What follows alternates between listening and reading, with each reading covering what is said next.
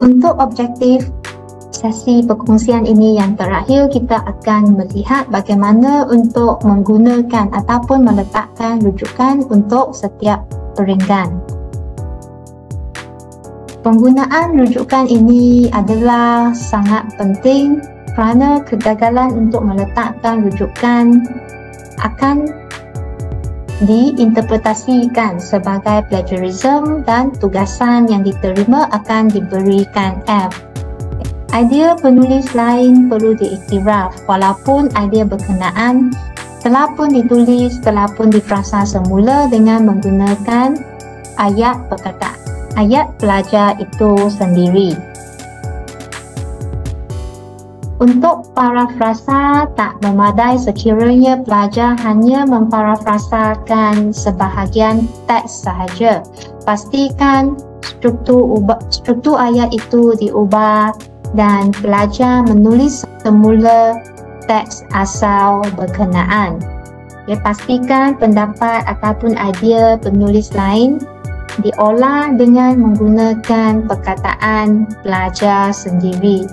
Kebanyakan sumber-sumber yang kita gunakan, tak kira buku ataupun artikel jurnal, semuanya telah pun dihasilkan oleh penulis yang asal melalui pelbagai kaedah. Misalnya melalui kaedah temurama dan melalui kaedah soal selidik. Penulis asal telah pun meletakkan banyak masa, banyak usaha dalam menjalankan penyelidikan mereka, dalam mengutip data, dalam menganalisis data, dalam menulis, mengedit dan menghasilkan satu hasil dapatan kajian yang asli. Usaha penulis asal ini perlulah diiktiraf. Apabila kita mengambil mana-mana ayat, mana-mana peringgan dari mana-mana sumber, kita perlu parafrasakan. Lepas itu kita letakkan rujukan di akhir ayat ataupun di akhir perenggan berkenaan. Sekiranya kita parafrasakan tapi kita tak letak rujukan, ia dianggap sebagai plagiarism juga. Plagiarism juga termasuk menggunakan ayat atau frasa penulis asal tanpa meletakkan tanda petik pembuka dan penutup kata. Dikatakan kita tertarik kepada dua ayat dalam sesuatu teks yang sekiranya kita parafrasakan, maksud asal penulis akan hilang. Oleh itu kita letakkan dua ayat ini tanpa memparafrasakan apa-apa pun dan kita perlu letakkan tanda pemetik. Sekiranya kita mengambil dua ayat bulat-bulat tanpa tanda petik, maka ia akan diinterpretasikan sebagai plagiarism juga. Satu sebab berlakunya plagiarism secara meluas ialah kerana pelajar tidak mengetahui cara penulisan akademik. Pelajar tidaklah dibimbing tentang cara menggunakan pendapat penulis lain untuk menyokong ujar penulisan mereka. Untuk mengurangkan gejala plagiarism ini, pelajar perlulah mengetahui cara-cara mengolah semula sumber asal. Misalnya dengan membuat petikan langsung, dengan membuat parafrasa ataupun dengan meringkaskan sumber asal. Membuat petikan langsung ini adalah dengan memetik beberapa ayat secara bulat-bulat dan letakkan tanda pembuka dan penutup kata. Untuk memparafrasakan sesuatu idea, terdapat pelbagai cara. Misalnya boleh menukar ayat aktif ke ayat pasif, ayat pasif tukarkan ke ayat aktif, gabungkan dua ayat dalam satu ayat ataupun gabungkan dua idea dalam satu ayat. Cara yang ketiga adalah meringkaskan sumber asal. iaitu membuat rumusan terhadap beberapa peringgan dan ringkaskan idea itu dalam satu peringgan sahaja. Mengapa plagiarism tidak dapat diterima di universiti? Plagiarism ini dianggap sebagai satu bentuk pencurian, iaitu pencurian idea orang lain, pencurian hak cipta orang lain. Plagiarism adalah satu amalan akademik yang tidak beretika dan menyalahi undang-undang hak cipta. Implikasi plagiarism adalah sangat serius untuk pelajar dan akademik. Pelajar akan digagalkan dalam tugasan dan ataupun digagalkan dalam subjek yang diambil sekiranya didapati terlibat dengan plagiat. Bagi ahli akademik, implikasinya adalah jauh lebih serius. Kehilangan reputasi, credibility dan jawatannya dalam dunia akademik. Pensyarah yang terlibat dalam amalan plagiarism akan hilang jawatannya. Ini menunjukkan bahawa plagiarism ini di universiti adalah sesuatu yang tak boleh dipandang rendah. Sentiasa ingat bahawa anda perlu merekodkan sumber apabila menggunakan idea penulis dalam perkataan ataupun ayat anda sendiri. Idea hasil kajian itu adalah usaha bertungkus rumus penulis yang asal. Apabila kita mengambil hasil dapatan kajian, kita mengambil idea mereka, hipotesis ataupun hujah mereka, kita perlu mengiktiraf di belakang ayat itu dengan serta-merta supaya kita tidak lupa dari mana kita mengambil sumber berkenaan. Plagiarism tak terhad kepada perkataan dalam teks, malahan ia merangkumi imej seperti gambar raja, carta, graf, jadual, foto dan struktur organisasi.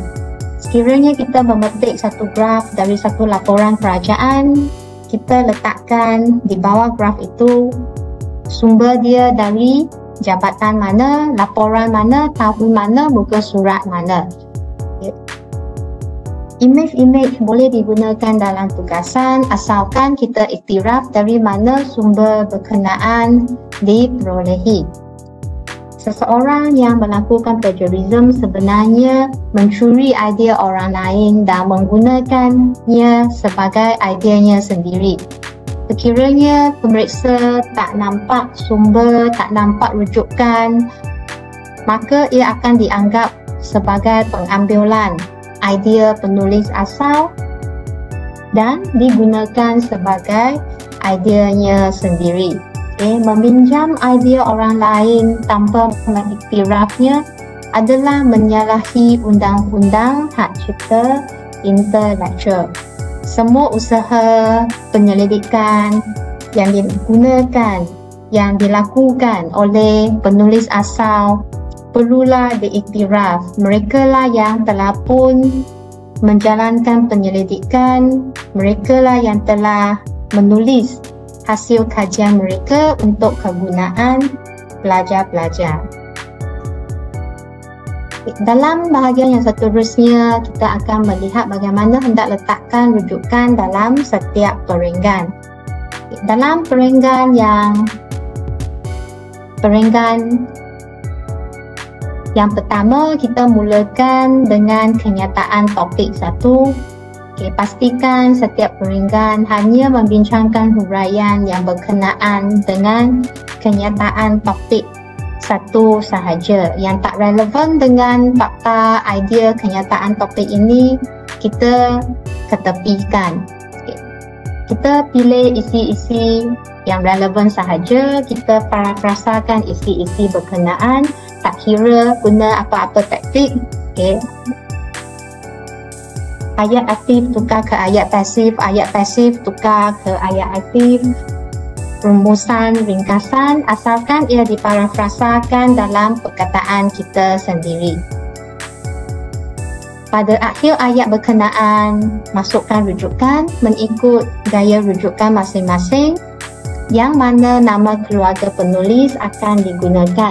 Untuk sistem APA, letakkan nama keluarga, nama tahun rujukan itu diterbitkan.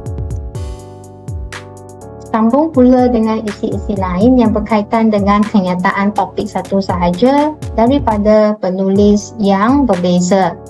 Misalnya, Kasim 2020. Sekiranya ada sumber yang lebih daripada satu yang mempunyai idea yang sama, gabungkan dua-dua sumber ini dalam satu kurungan sahaja. Rumuskan idea berkenaan dan letakkan nama-nama penulis mengikut abjad. Kalau ada 3 sumber rujukan yang mengatakan benda yang sama, rumuskan sahaja, letakkan nama 3 penulis berkenaan. Sekiranya nama penuh penulis adalah David Beckham, maka cara membuat catatan adalah mengikut nama keluarga iaitu Beckham, 2020. Sekiranya laporan yang dirujuk adalah dihasilkan oleh organisasi dan dalam laporan itu tidak ada nama penulis, maka letakkan saja nama organisasi UNCHR, 2019. Sekiranya ada laporan atau laman web rasmi yang dirujuk dan ia dihasilkan oleh jabatan kerajaan tanpa nama penulis, maka letakkan nama jabatan Immigration, 2017. Penulis juga boleh menggunakan statistik dari mana-mana laman web rasmi ataupun daripada laporan rasmi. Letakkan nama penulis sebagai nama organisasi UNESCO, 2018. Jadi sumber yang digunakan tidaklah terbatas kepada buku ataupun artikel. Ia bolehlah termasuk laporan-laporan rasmi organisasi, NGO, jabatan-jabatan kerajaan. Dalam tugasan, penulis juga boleh memasukkan jadual, graf, raja dengan meletakkan sumber pada akhir jadual berkenaan. Sekiranya anda menggunakan jadual, anda perlu meletakkan 1-2 ayat untuk merujuk kepada jadual berkenaan. Sekiranya hendak memetik satu frasa yang unik daripada teks asal, maka gunakan pembuka dan penutup kata. Frasa yang unik ini biasanya dipetik secara langsung kerana maksud yang ingin disampaikan oleh penulis asal mungkin akan hilang jika diparafrasakan semula. Misalnya, menurut Cohen, fenomena kebanjuran pendatang asing tanpa izin diibaratkan sebagai XYZ. Untuk petikan langsung, letakkan muka surat. Petikan langsung ini biasanya kita letakkan apabila kita tak dapat nak parafrasakan semula, kita menghadapi kesukaran untuk memparafrasakan semula. Ayat asal adalah sangat unik. Petikan langsung yang melebihi 40 perkataan perlu diasingkan dalam satu peringgan yang baru. Asingkan petikan ini, letakkan nama penulis, tahun dan juga muka surat dari mana teks ini dipetik.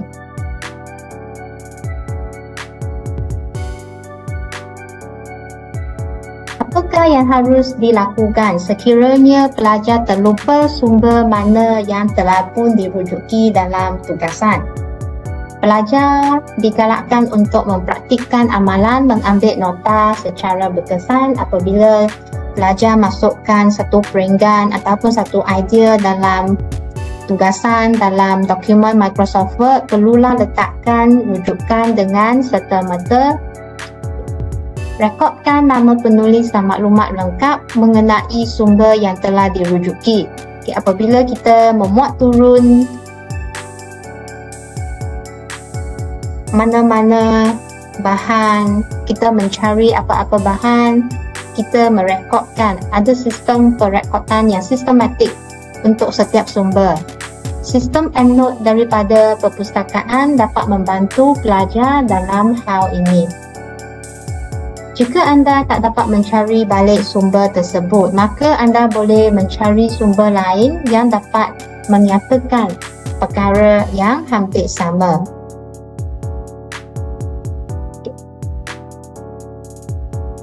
Sekiranya anda menggunakan maklumat daripada laman web dan didapati tidak ada nama penulis, apakah kaedah untuk menggunakan maklumat berkenaan dalam penulisan tugasan? Kalau laman web tidak ada nama penulis, cuba kena pasti nama organisasi ataupun pertubuhan laman web berkenaan.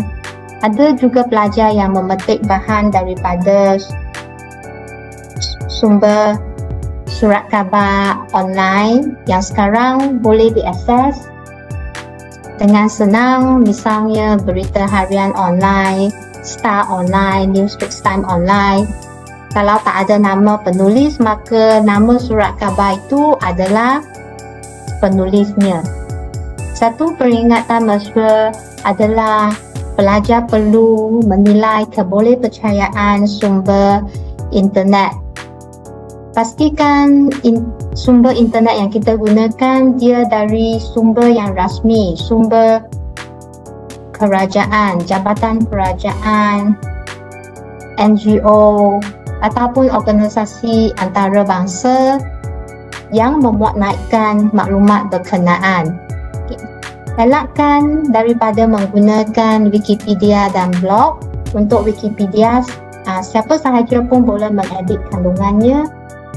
Blog juga tidak ada sumber rujukan kepada idea-idea yang telah pun diletakkan. Kesimpulan untuk sesi perkongsian, kita boleh rumuskan bahawa penulisan yang baik tidak dapat dihasilkan dalam masa yang singkat.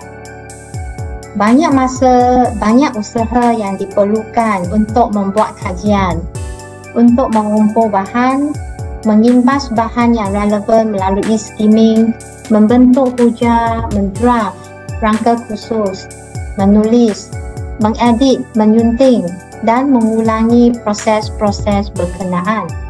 Perancangan yang teliti terutamanya dari aspek pembahagian masa perlu dititik beratkan. Adalah penting supaya peserta membuat perancangan masa yang teliti untuk memastikan tugasan sempat dihantar tepat pada masanya. Dalam sesi ini kita telah pun mempelajari 5 aspek utama penulisan tugasan secara laras akademik. Semoga ia membantu pelajar-pelajar untuk merancang proses penulisan dengan lebih sistematik. Untuk penyediaan slide ini saya telah pun menggunakan senarai-senarai rujukan yang seperti dipaparkan. Sekiranya pelajar berminat untuk mengetahui lebih lanjut mengenai penulisan akademik, maka senarai rujukan ini bolehlah digunakan untuk mencari maklumat yang lebih lanjut. Terima kasih kerana bersama-sama unit sokongan akademik belajar dalam sesi perkongsian ini. Semoga sesi ini bermanfaat untuk semua. Sekian, terima kasih.